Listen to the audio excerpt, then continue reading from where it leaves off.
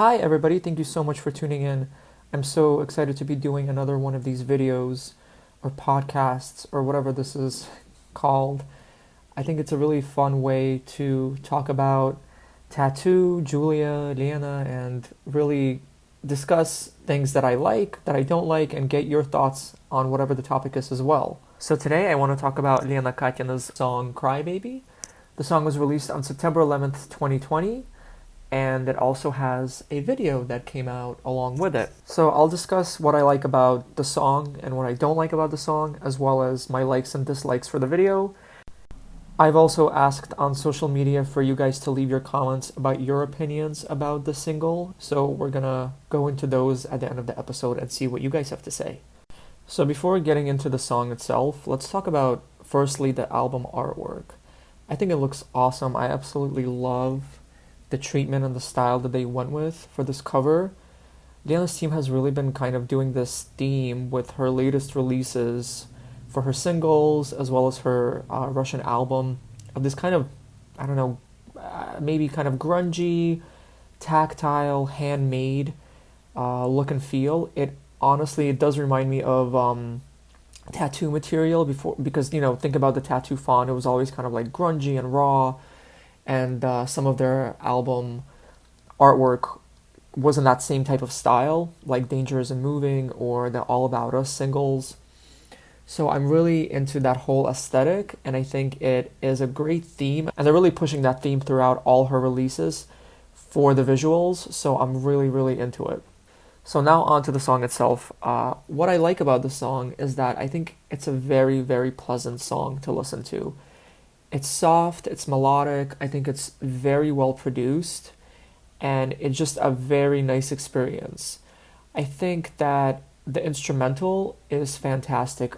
The instrumentals for her songs, ever since she started releasing more of the Russian-speaking singles a couple of years ago, have been so fantastic. Whoever is producing the music is doing an amazing job. I think the instrumentals are always layered and just sound really, really good and complement the songs really, really well. In Cry Baby, one of my favorite things in there is that violin that's heard throughout the song.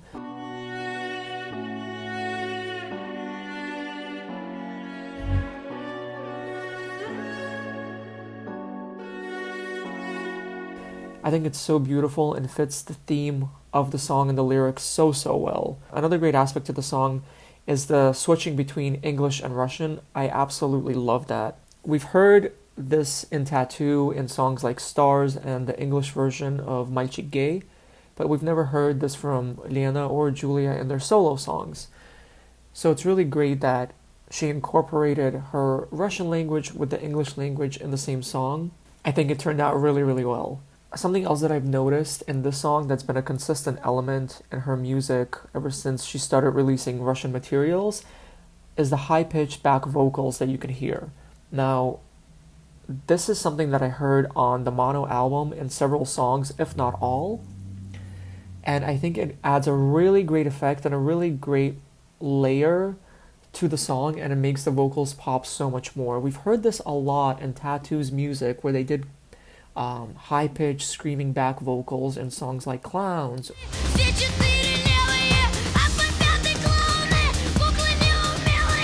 or t.A.T.u. So I kept hearing these high-pitched back vocals on Lena's songs as well, and it was confirmed when they released the zip file for her song Ближе, with all the instrumentals and the vocals. There was the back vocals in there where you could hear her very, very high-pitched singing.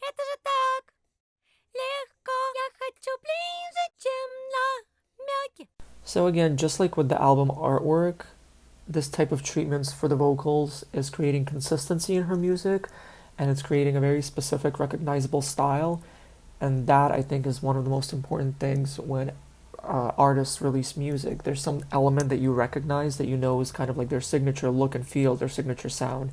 So I was really happy to see that those elements being used in this song as well. I do like the lyrics to the song too. I have to say that for some of Lena's songs, I don't think the lyrics are that strong. Like I said, the instrumentals are always good, but the lyrics can lack sometimes in substance and meaning. I think for Crybaby, they did a fairly good job with the lyrics. I wouldn't say that they're perfect. I do have a little bit of criticism to the lyrics, but overall, I think the lyrics turned out pretty well. So my favorite probably lyric in the entire Crybaby song is when she says, "Но как же мало я тебя знала и как себе врала." How little I knew you and how I lied to myself. I think that's a very relatable thing to a lot of people who are in relationships or starting a relationship, because you can see a person in the most idealistic way and you think that they're perfect and amazing, and you really think that this relationship is going to go somewhere, it's going to last forever, this is a dream come true, and this is it, this is the perfect person. And then some time goes by and you see the flaws or the imperfections or why the relationship isn't going to work out, and you step back and you say, wow, the way I saw this whole thing in the beginning was so different than what it really is. And you kind of lie to yourself by kind of imagining the perfect scenario where you're not really looking at reality until some time passes, and then you realize all the bad things about the relationship. In the beginning of the second verse, I absolutely love the way her voice sounds.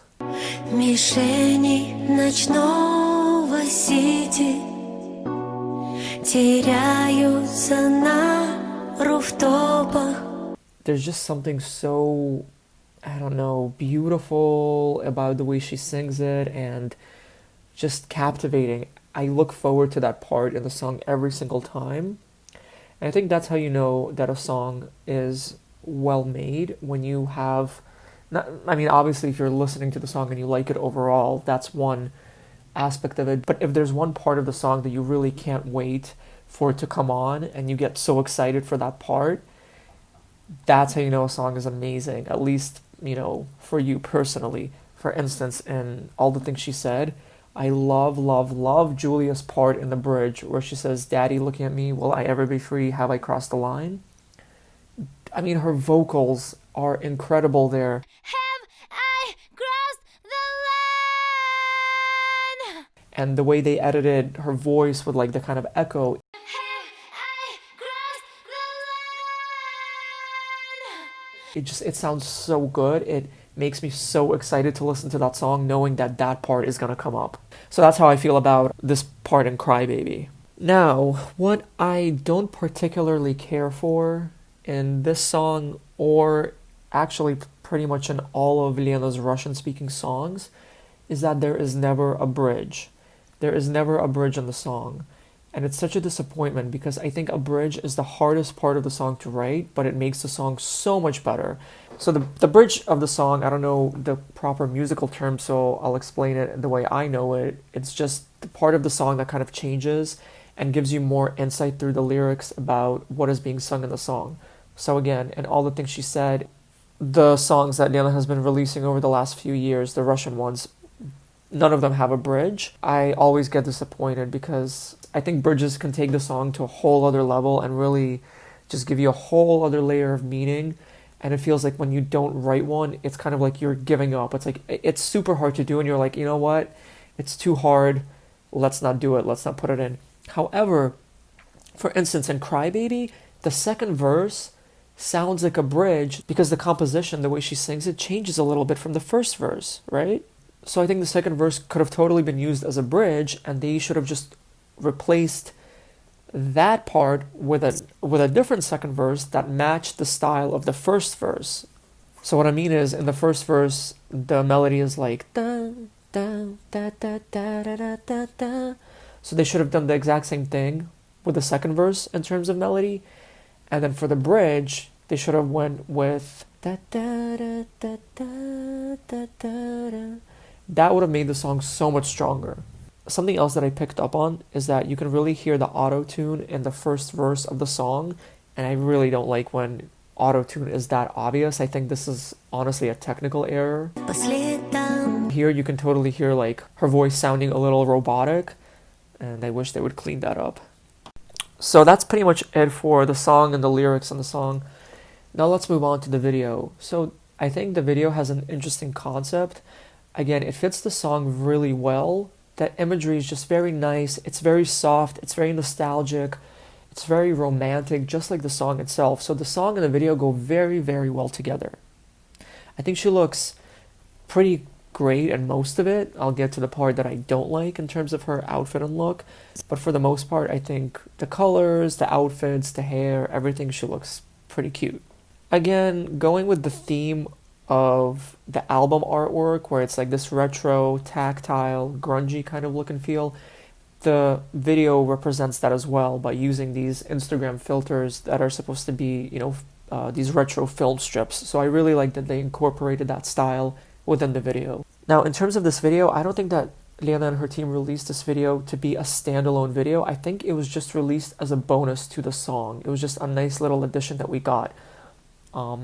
She hasn't really released a lot of videos for her Russian singles, which is a shame, of course, but I understand videos take time, money, effort, creativity. She tried that whole thing with the visors, which was done completely wrong. She could have done those minute-long videos in such a much better way, but I don't want to get into that. However, with this video, I don't think it was supposed to be a standalone video, like I said.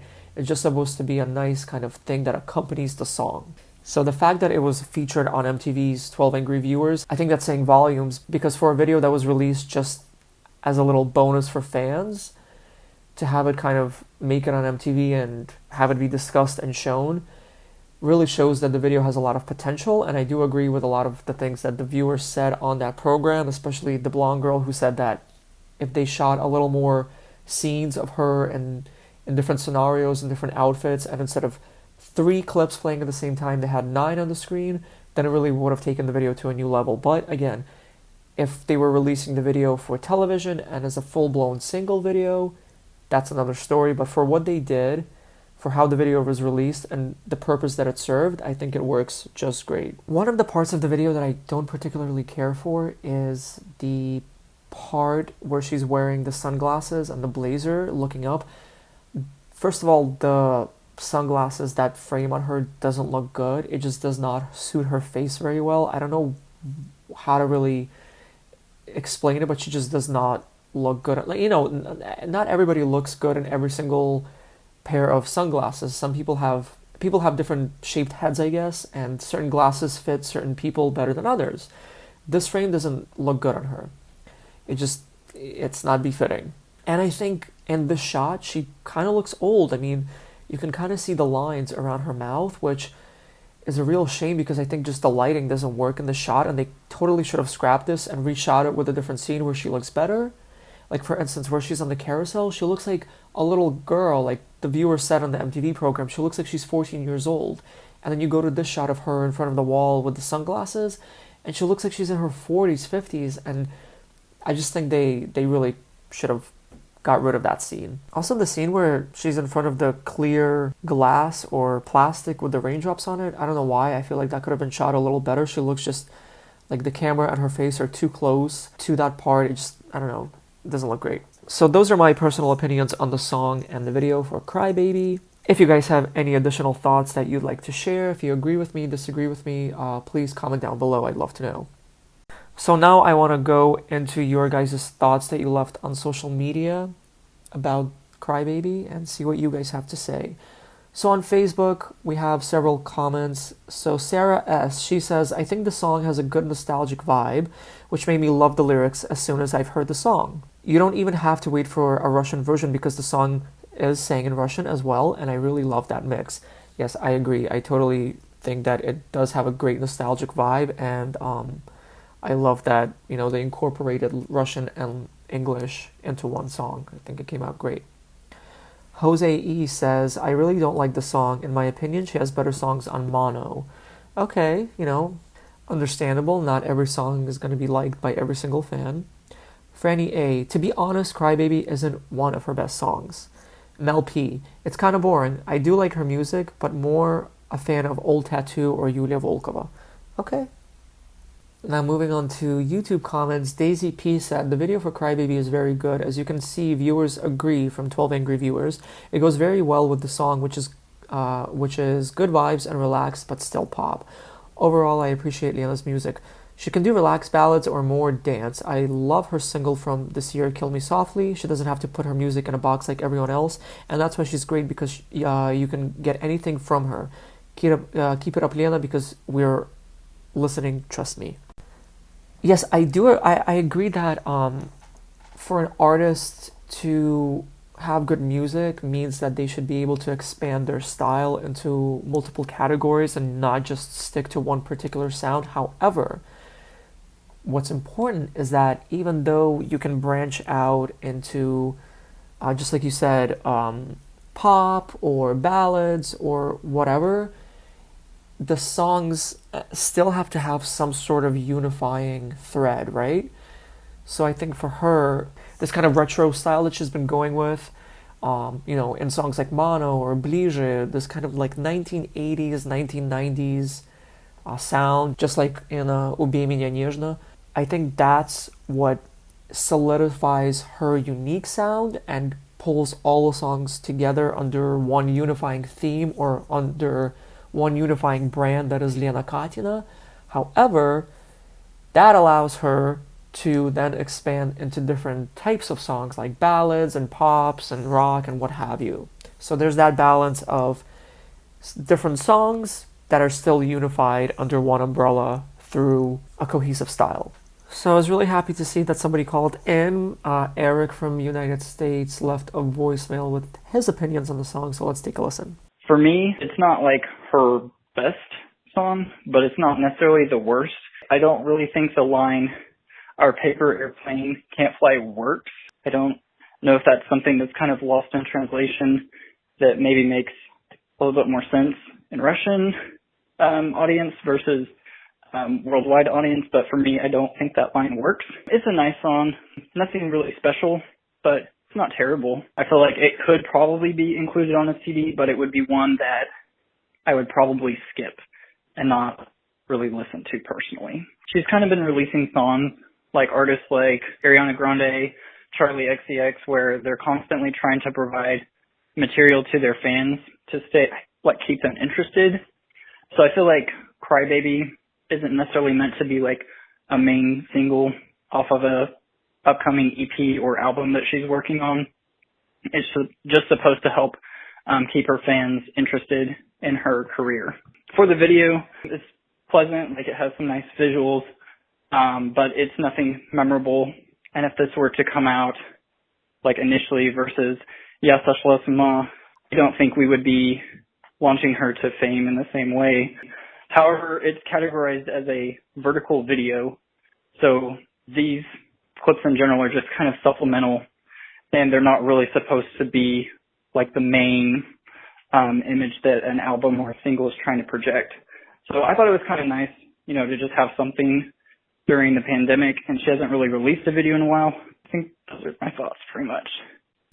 Regarding the paper airplanes line, I speak Russian. I'm Russian. I was born there. I've lived in the United States for quite some time, so maybe, I don't know this phrase in Russian to be used commonly, but to my knowledge, our, paper airplanes or our paper airplane can fly. That's not really a typical Russian saying. That's really not known in Russia or in Russian music, Russian lyrics. So I don't have a huge issue with the line, but for some reason, I don't know, like our paper airplane can fly. It's not my favorite line. I don't know why. I can't really pinpoint it. Maybe, Eric, you're right. Maybe for some reason it doesn't work because I don't know why. It kind of like stands out to me slightly, but not for a good reason, and I cannot pinpoint it. So I don't, so I guess I agree. So I guess I agree with you to some extent.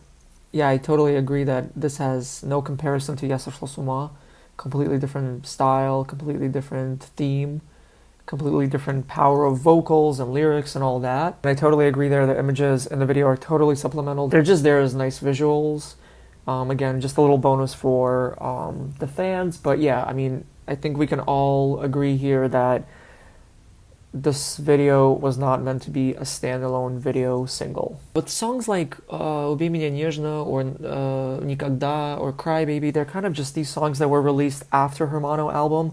And I don't really know what the strategy behind that was because I think most of these could have lived on that album. They fit the theme of the album pretty well. But maybe they came out with these songs after they released it, or maybe they just wanted to get the album out to give something, like holistic to the fans, and then these are coming out as bonuses. I don't know, but I agree that they're doing a good job of keeping her, I guess, more relevant, amongst the fans and giving fans something to look forward to. I know that every time they announce that Lena's going to have a new song or a video coming out, I get really excited and I'm like, oh my God, what are we going to hear? And it's nice that she kind of every few months does this. I think it's a really nice treat every single time for her fans. Of course, some songs I like more than others, just like any other fan does, but it's still nice to have something to look forward to be excited about, to discuss with other Lena fans or t.A.T.u fans. Well, that's it for this episode. Thank you guys so much for listening. Thank you so much for sharing your comments and calling in. I'll be doing another one of these probably pretty soon. I don't know what topic it's going to be on. It could be Lena, it could be Yulia, it could be t.A.T.u. So I'm pretty excited to see where this series takes us and all the stuff that we can discuss. There's a lot to talk about. If you want to call in and leave a voicemail, you can call 786-592-0055 and leave a message. Just make sure to leave your name and country so I can credit you. I also want to give a shout out to a couple of t.A.T.u accounts on the internet. So the first one is t.A.T.u Universe on Instagram. You can find them at t.A.T.u.universe. They have an amazing collection of t.A.T.u CDs, cassettes, posters, all the different kind of merch that was released over the years. It's like the most incredible collection I've ever seen, and I get so excited every time they post something, because if I could afford to buy every single piece of t.A.T.u merchandise, I definitely would. So this really helps me live out that dream digitally. So thank you so much, t.A.T.u Universe, for the awesome content. Keep it up, and please follow them, guys. Also, I want to give a shout out to tattosite.net, spelled TATYSITE.net. Obviously, it's the Russian spelling of t.A.T.u. They have a forum that used to be very, very active back in the day. I remember when Dangerous and Moving came out, I was on that forum constantly talking to fans about their thoughts. And, ever since social media began taking presence online, more people switched to Facebook and Twitter and Instagram to discuss stuff, and forums kind of died out. However, the t.A.T.u site forum still exists. People are still active on there. Thank you so much for keeping that forum alive. I really do hope that more people join and start commenting and interacting, because it just brings back a lot of good memories, and I love that whole feeling of a community. Okay guys, thank you so much again for listening, and I will talk to you next time. Bye.